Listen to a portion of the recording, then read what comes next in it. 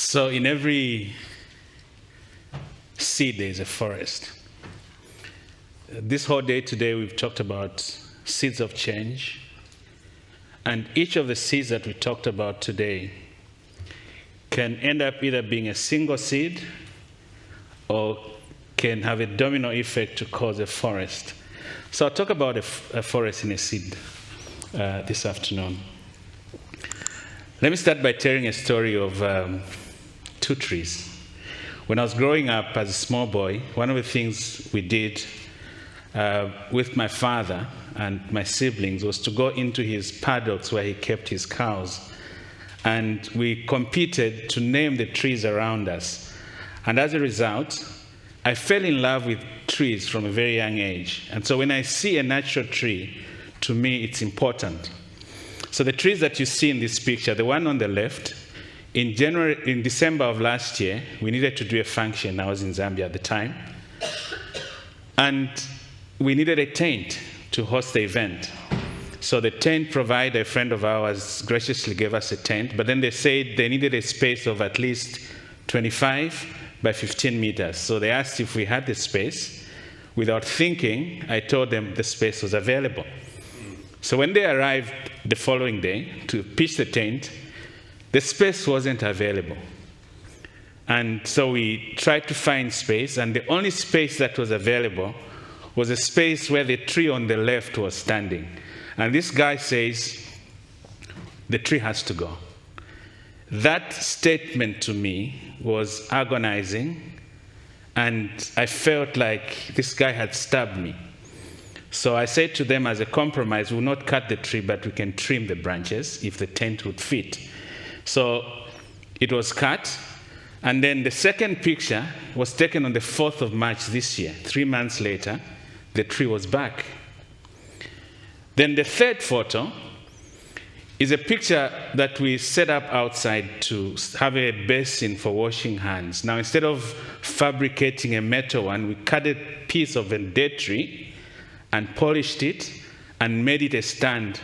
And it added such a beauty. If you see the last picture, it just fits in there. But what's the moral of this story? One, when you are asked to measure a space, please do it, because it's a risk to your trees around you. Secondly, never cut a tree for an afternoon's event. And thirdly, you can always find a dead tree that you can repurpose. This is the Lower Zambezi, at the border between Zambia and Zimbabwe, one of the favorite places I've been so far. Now, this place is beautiful. You can see how happy the hippo is at sunset and how peaceful the buffaloes are feeling in that environment. Okay? The world is beautiful if we keep the nature. Now, this beauty and many beauties around the world, I know we have all stories of the best places that we've been to. They are all at risk because of one of the major problems, which is deforestation.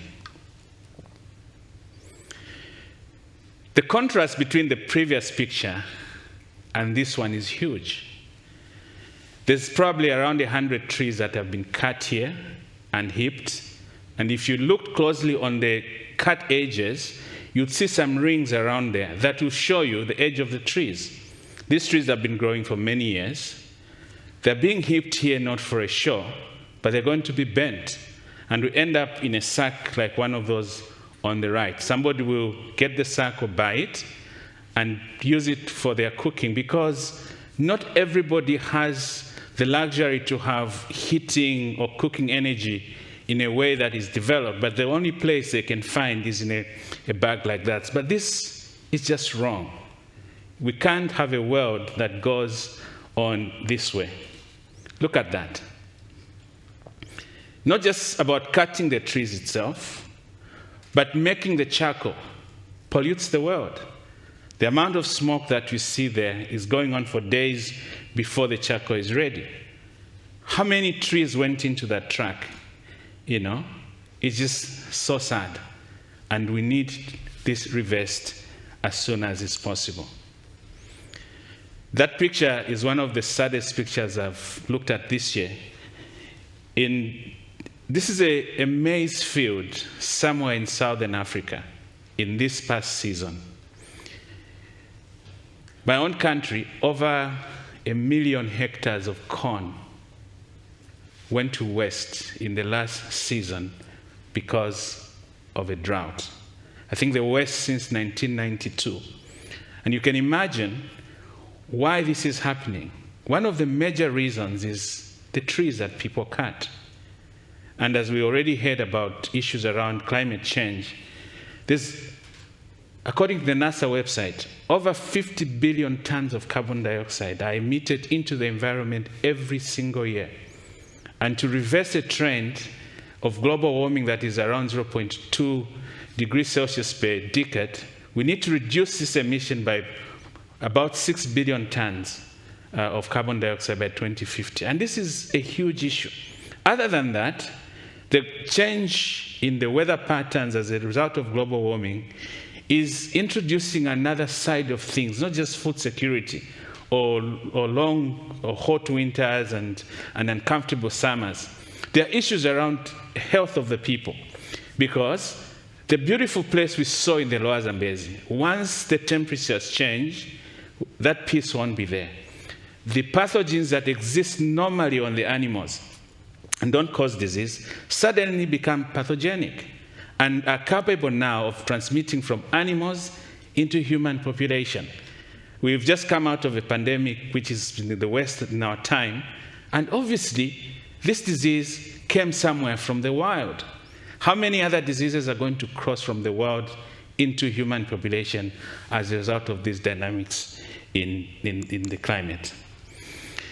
Now, there's a lot that can be done, to deal with climate change, global warming, and all these changes that we're experiencing. And it can be complex and expensive. And yet, if you break it down to small pieces and think about it this way, what can be done globally? What can be done regionally? What can be done at a continental level, a country level, a family level, and an individual level? Personally, as a family and individual, I know I can do something. The question is, what can you do? In this photo, you see some of the efforts that we've done in the recent past of actually planting trees and replacing them in the environment, a nursery, and some of the trees growing after a few years of planting. Now, this photo probably makes you think of your dinner this evening, that you would have a dessert like this. Mangoes are beautiful, they're tasty, and especially if you eat the African mangoes. After eating such a beautiful mango, you end up with a hard seed, and there are two choices. Either you throw the seed into a garbage bin, or you see a forest sitting in that seed, and take the seed and plant it. Because in that seed, there is a tree. And in the tree, there are fruits with seeds inside, with trees, with fruits, with seeds. And the process goes on with a domino effect. And boom, you have your forest in a seed. Thank you very much.